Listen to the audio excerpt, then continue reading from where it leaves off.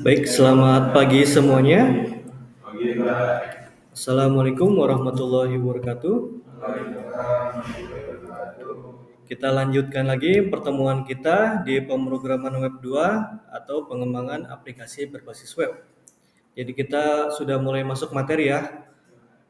Kita masuk pertemuan 1, silahkan dibuka masing-masing modulnya di pertemuan 1 dan juga RPS-nya. Nah, kita kembali ke RPS.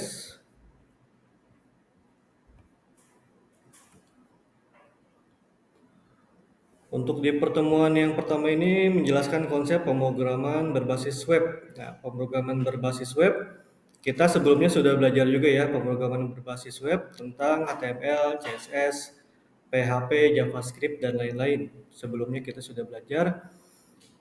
Kemudian menjelaskan perbedaan aplikasi web dan desktop. Ini di minggu lalu juga kita sudah menjelaskan juga ya. Aplikasi berbasis web, contohnya apa aja yang basisnya web? Coba apa aja dari Andika coba. Basis web, aplikasi basis web, itu Pak, VB. Basis desktop. Nah, kalau Visual Basic atau VB itu basisnya desktop. Nah, kalau basis web apa contohnya kayak yang sering kita pakai? Kalau di komputer yang suka mendesain ada aplikasi Canva. Nah, Canva pakai nggak? Nah, itu salah satu aplikasi berbasis web yang basisnya cloud. Nah, jadi di server dia. Kalau basisnya desktop apa aja? Lanjut ke Hari, boleh dijawab. Basis desktop apa aja aplikasi? Apa coba kira-kira aplikasi berbasis desktop yang ada di PC, yang diinstal? Microsoft. Apa aja? Word, Excel, PowerPoint itu basisnya desktop yang diinstal. Jadi pokoknya desktop itu yang diinstal di komputer, web itu yang tinggal buka alamat. Ya, menjelaskan teknik pemrogramannya, toolsnya apa aja yang diperlukan, seperti Visual Studio Code dan lainnya, menggunakan variabel PHP, kemudian paradigma pemrograman berbasis web, arsitektur webnya, tools yang digunakan, dan dasar-dasar pemrogramannya.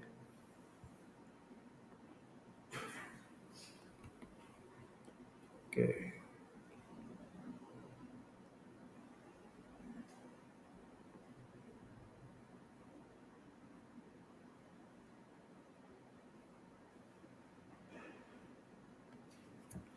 Nah, awalnya konsep dasar web server. Web server adalah sebuah software yang berfungsi untuk menerima dan melayani permintaan yang dikirimkan ke user melalui browser. Kemudian ditampilkan kepada user sesuai dengan permintaan yang dikirimkan ke server. Nah, web server ini ada banyak contohnya dalam kehidupan kita sehari-hari. Nah, ada yang pakai WhatsApp? WhatsApp web. Nah, itu salah satu contoh implementasi dari web server yang sederhana. Kalau di komputer kalian disebutnya apa tuh? Server atau klien? Yang ada di komputer kalian? Klien. Klien itu yang ada di komputer kalian. Kalau servernya ada di mana? Di pusatnya. Ya, di pusatnya. Di data centernya. Nah, jadi dari komputer kalian masing-masing laptop itu berinteraksi ke pusat.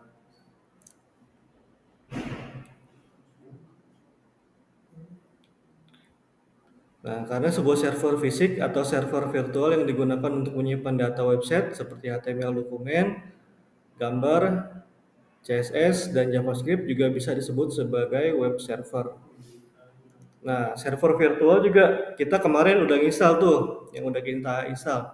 Apa aja server yang udah diinstal di laptop kalian di semester kemarin? XMPP ya, XM. Itu udah terinstall di komputer kalian. Nah, sedangkan web server berbasis software berfungsi sebagai pusat kontrol untuk memproses permintaan yang diterima dari browser menampilkan sesuai dengan permintaan. Nah, ini cara kerja web server gambarnya. Kelihatan kan nih? Kelihatan ya. Nah, di sini ada user, kalian sebagai pengguna awal itu memberikan perintah ke komputer, misalkan melalui browser. Kalian mengirimkan data HTTP request-nya, terus dikirimkan ke web server. Terus di web server itu mengirimkan respon. Nah, contohnya selain tadi WhatsApp, apa aja kira-kira yang ada responnya ke server? Ada yang bisa kasih contoh lagi?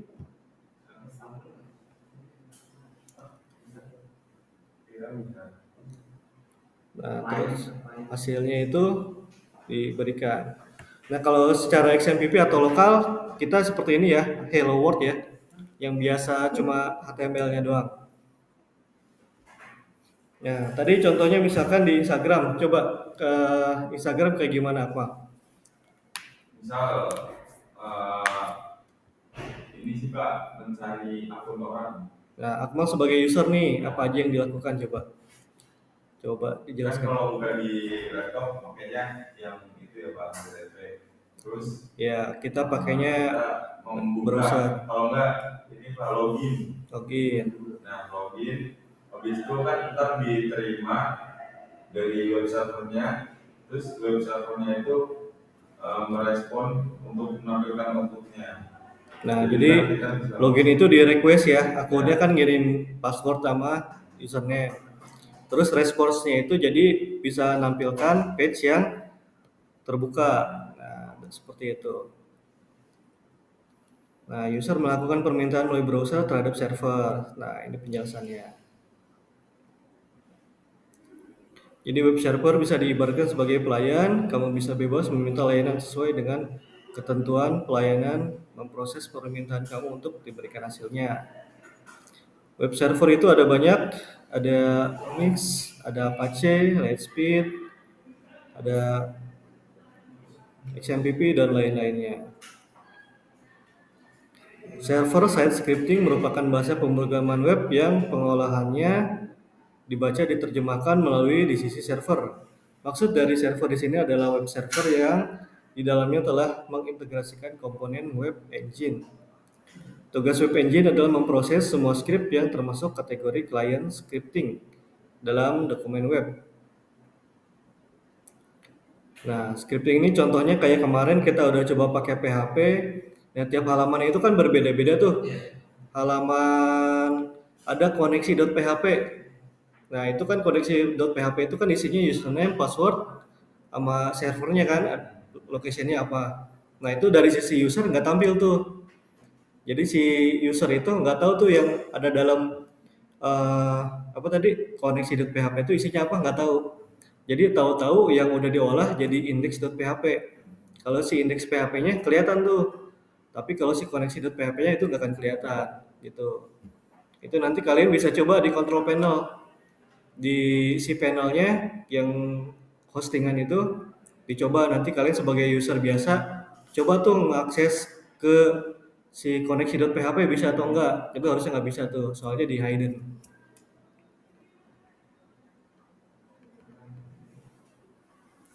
Nah, konsep dasar site script server. Nah, ini contohnya ada satu Active Server Page ASP adalah bahasa pemrograman web milik Microsoft yang bersifat berbayar. Nah, itu salah satunya. Kemudian ada PHP adalah pemrograman web berbasis open source. Ya, ini kita udah banyak dikembangkan ya dari PHP jadi Laravel, jadi CI, kode dictator ini bisa jadi banyak karena di open source. Ada juga Java Server Page adalah bahasa pemrograman web berbasis site scripting yang berbasis platform Java. Nah, jadi ada banyak nih. Kita kan biasanya belajarnya cuma PHP aja nih. Nah, nanti kalau mau coba-coba ada ASP nih. Ini bisa kalian coba nih. Ini kalau udah di dunia kerja biasanya udah mulai macam-macam. Jadi PHP itu kan baru belajar doang. Nah, tapi kalau udah kantoran, ada beberapa kantor yang servernya pakai Windows misalkan. Dia scripting servernya itu pakai ASP. Kemudian juga ada server yang basisnya Java, itu pakai JSP. Nah, boleh nih kalian Google cari contoh-contoh source code-nya, codingannya seperti apa, nanti kita coba juga. Konsep dasar client side script. Client side scripting merupakan salah satu jenis bahasa pemrograman web yang proses pengolahannya dilakukan di sisi klien. Proses pengolahan client side scripting dilakukan oleh web browser sebagai klien. Berikut contoh-contoh client side scripting: HTML, XHTML, CSS. Nah, jadi scriptnya itu diolah di klien, jadi nggak di server. Kayak HTML biasa kan, itu kalau codingan HTML sama yang ditampilin kan sama persis tuh. Nah, itu yang dikelola oleh kliennya, scriptnya. Atau contohnya kayak misalkan JavaScript. JavaScript kan ada efek-efeknya tuh. Kalau kita tekan tombol, misalkan 1 tambah 2 sama dengan 3. Nah, itu diolahnya kan di klien tuh, bukan di si server kan. Nah, itu contoh dari client side script. Contohnya. Perbedaan client server script dengan server side script. Perbedaan utama adalah client dan server programming tempat eksekusinya. Pada client server programming, script dieksekusi di browser, sedangkan server side programming dieksekusi di client web server. Jadi bedanya ada yang di server sama di client. Nah, kayak contohnya aplikasi Canva tuh, itu nggak di client tuh, itu di server prosesnya. Karena kalau kita install Photoshop aja misalkan di laptop masing-masing kan itu sebenarnya berat tuh.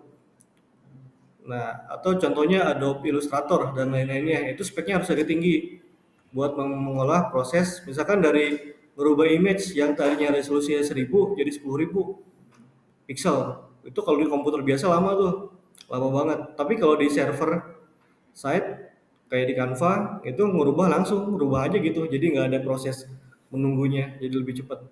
Karena si servernya Canva itu bagus dan cepat. Nah, karakteristik site scripting. Kode program di-download bersama dengan halaman web. Nah, ya, client side scripting. Bersifat interpreter dan terjemahkan oleh browser. Nah, makanya browser-browser sekarang itu termasuk berat-berat dibandingkan zaman dulu. Nah, kalau kalian cek test manager misalkan. Nah, si browser ini persentasenya udah gede nih. Nah, kayak Chrome aja tuh dia makan 2 giga, 1,8 giga tuh. Kayak prosesnya. Kalau zaman dulu kan 2 giga tuh gede. Di tahun 2013 itu RAM aja masih 1 giga. Ya, berarti setengah giga di 2013 misalkan. Ini aja kita buka gini aja udah hampir 50% nih dimakan Google Chrome. Ini kalau dulu yang bikin beratnya itu ada flash misalkan. Si browsernya biasa aja, belum ada efek-efek segala macam kan, belum HTML5 dulu tuh, masih HTML yang biasa. HTML4 dan sebelumnya. Jadi si animasi-animasi itu masih pakai Java. Kalau sekarang udah di Google Chrome semua, makanya berat banget. Tapi enaknya jadi terintegrasi semua, mendukung. Nah, selanjutnya ada cara install XMPP. Nah, ini kalau kali ini kalian udah semua ya. Kita review lagi, kalian tinggal buka websitenya atau ketik di Google. Muncul seperti ini, diinstal biasa. Nah, kalau ini contohnya aplikasi berbasis desktop nih. Pokoknya yang diinstal-install gini basisnya desktop. Tinggal next aja, pilih bahasa. Ini versi yang 1.7. Nah, kalau kalian sekarang udah versi berapa XMPP-nya? Silahkan dibuka, kita cek. Kemarin udah Download lagi ya. Nah, XMPP Control Panel sekarang udah versi 3.3 nih. Kelihatan nggak tuh? Udah versi 3.3 sekarang. Nah, Apache MySQL-nya. Iya 3.3. Nah, sama ya. Nah, jadi udah lumayan berkembang nih. Sekarang udah lebih baru. Nah, installnya itu di drive C. Nah, selain install di drive C, kalau di drive D bisa nggak kira-kira? Bisa aja. Jadi terserah kalian mau install di mana, di D juga bisa. Cuma nanti kalau jalanin programnya di satu file yang sama. ya kalau misalkan kalian installnya di D, berarti ntar localhost-nya di D jadinya. Nah, jadi kalau kalian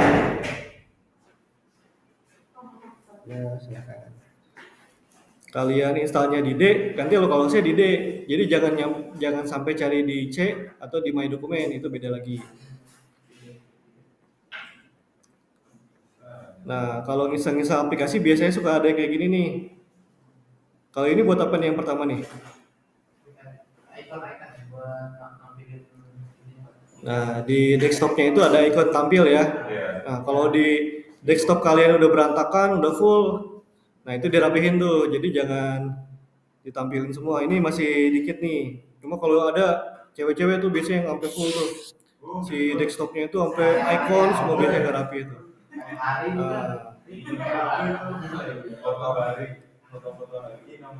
Nah, terus di sini ada XMPP Start Menu. Nah, ini buat apa nih? Ada Start Menu. Start Menu itu buat di mana? Yang di sini nih. Yang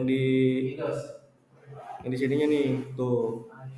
Nah, nanti di start menunya kalau emang itu ada, nanti muncul di sini. Nah, yang kayak gini-gini, nanti munculnya dia otomatis di depan. Nah, ada juga service sectionnya. Ada Apache, MySQL, FileZilla juga bisa diinstal nih. FileZilla ada yang udah coba? Belum ya? Ya udah, itu kalian ketik di Google install FileZilla nanti. Jadi FileZilla itu nanti kalau udah ada servernya, kalian tinggal konekin aja pakai aplikasi FileZilla. Jadi uploadnya itu nggak usah drag and drop satu-satu. Pakai FileZilla diklik langsung sekaligus.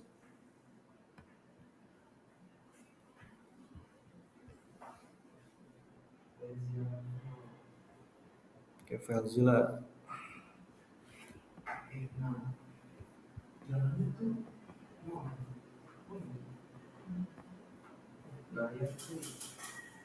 FileZilla-nya yang free aja. Nah, nanti sudah terinstall seperti itu. Apache-nya di allow aksesnya dia.